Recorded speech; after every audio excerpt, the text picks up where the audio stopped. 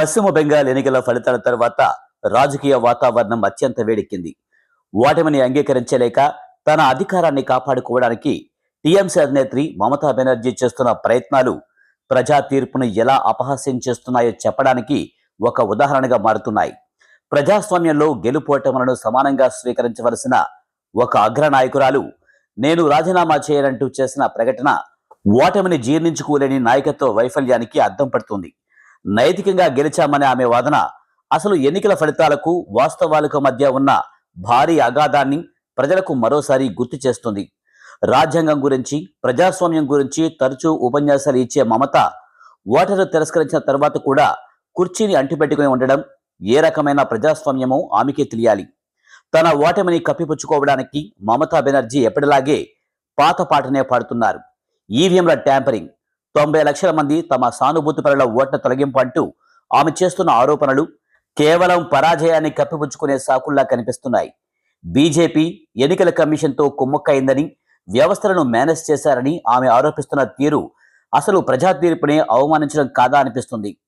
ఒకవేళ ప్రతి ఓటును బీజేపీనే మేనేజ్ చేస్తే గతంలో ఆమె ఎలా గెలిచారు, అప్పుడు వ్యవస్థలు ఎలా పనిచేస్తాయో ఆమెకు ఎందుకు గుర్తు రావడం లేదు? ఈ ఆరోపణలు కేవలం రాజకీయంగా దిగజారినప్పుడు చేసే బలహీనమైన ప్రయత్నాల్లాగానే కనిపిస్తున్నాయి. ఇక తన పరాజయాన్ని సమర్థించుకోవడానికి ఇండియా కూటమిలోని అరవింద్ కేజ్రీవాల్, అఖిలేష్ యాదవ్, ఉద్ధవ్ ఠాక్రే వంటి నేతల పేర్లను వాడుకోవడం ఆమె రాజకీయ ఎత్తుగడలో భాగమే. ప్రతిపక్ష నాయకులందరినీ బీజేపీ వేధిస్తుందని చెబుతూ అందరినీ బాధితులుగా చిత్రీకరించడం ద్వారా తన ఓటమిని సానుభూతిగా మార్చుకోవాలని ఆమె చూస్తున్నారు.